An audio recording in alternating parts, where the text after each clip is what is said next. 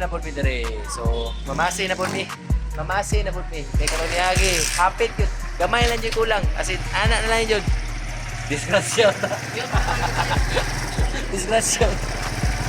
Luwag dugo. Karon takuha na gid ron. Oh, goods na kayo. Ako ba na po mi? Hindi kayo pwede nga di may magkuyog. Kaya kami ginduha ang timbala. Pero ako may hawad ito niagi. So, kita-kits later. So yun mga kasama, diretso na tayo dito sa ating spot kung saan dito tayo magda-dive. Ang tawag namin sa spot na to ay liki or buak or ano ba ang tawag sa Tagalog dito. Kasi sa spot na to is maraming bato na may mga biyak na bato. So tawag namin dito ay liki.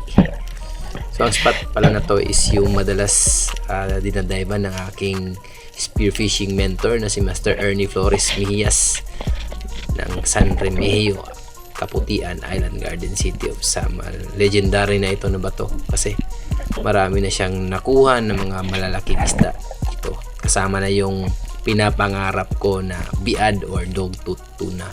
Madalas siyang makakuha dito pag pelagic season. So this is around 13.6 or 14 meters itong batong ito, ang spot na ito.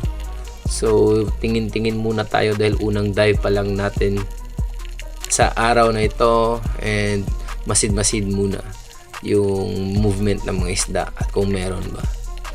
So after a while mga kaspiro, mga kasama, is nag-decide tayo na umangat na lang muna dahil wala tayong makita na isda o yung malaking isda na pwedeng panain. So maraming mga dyan, mulmul or parrot fish sa ilalim. So pass muna tayo dyan kasi day dive tayo. Sa kanya muna yan pag night dive.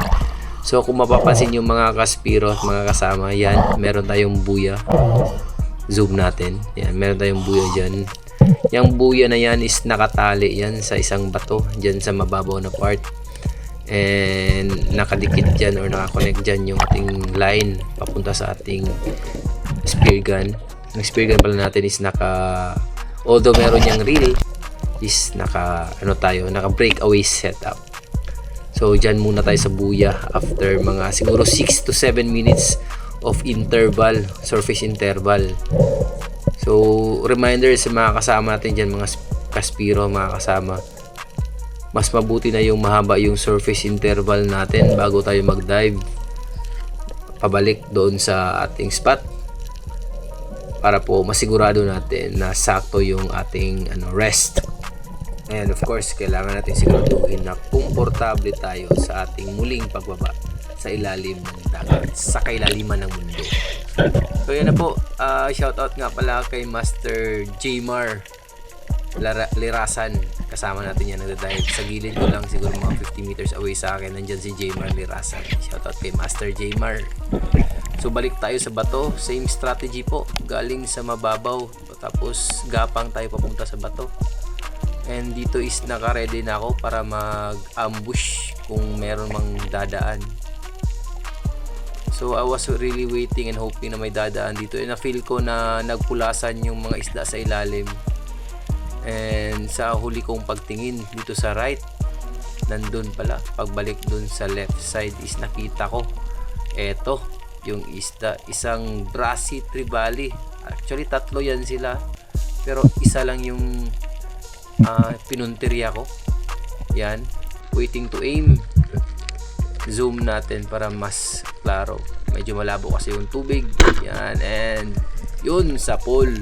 It was a good holding shot nang nakita ko nang bumuka at saka tumagos yung ating shaft. So yan po, dahan-dahan tayong umangat. And yung first thing na ginawa natin dito is sinicure muna natin yung ating spear gun o ating pana kasi nga naka-breakaway tayo. Baka muli na namang mawala, matulad nung dati. Pagtingin ko wala na pala akong pana ang hawak. So yan, tali muna natin yan sa shooting, sa ating tagline, safety line. And dahan-dahan nating hilahin yung ating isda na napana.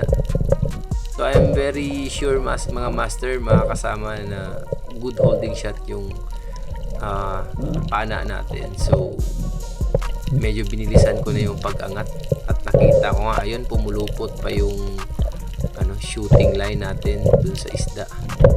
Kaya dire-diretso. So nakita ko, akala ko maliit yung isda, medyo malaki na rin pala ito. So this is around 2 kilos, 2.7 kilos on scale nung tinimbang na namin. So yan, ang saya-saya ko nito. Syempre tingin tayo sa kasama, baka nasa malapit lang. Ayan, medyo kinakabahan pa tayo, pero nung nahawakan na natin yung isda, and it was a fish secured for the day. It is a 2.7 Brasi Trevally. So saya-saya ko nito. Pasalamat pa ako sa Panginoon dahil sa nakuha natin na isda. Yan, at sa scale niya is 2.7 kilos. And of course, after natin masecure yung isda, yan, tinangat pa natin, napasigaw ulit ako. Siyempre, kailangan natin i-end yung struggle ng isda. Gamitin natin itong knife, stainless steel knife, para tapusin yung struggle ng isda. And of course, sa kanyang gills, kailangan din natin itong gilitan.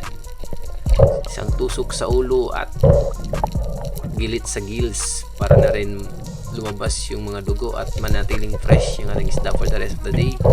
Kasi maaga pa to, nasa mga 4 PM pa po ito. So meron pa tayong mga isang oras na mag-dive.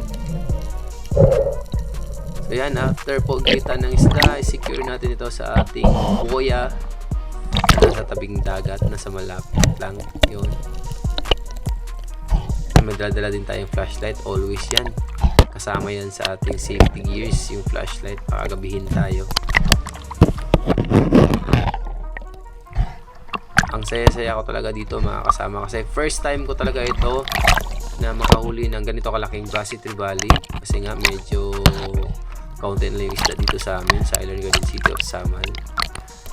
At first time ko rin naka full video mula dive hanggang sa pagtira, hanggang sa pag-retrieve, kasi dati mga retrieval lang yung nabibidyoan ko. So ito is kompleto talaga. So yan, fish secured mga kasama. And after nating ibalik yung ating shooting line, video muna tayo sa sarili at i-document natin yung ating kuha na isda for the day.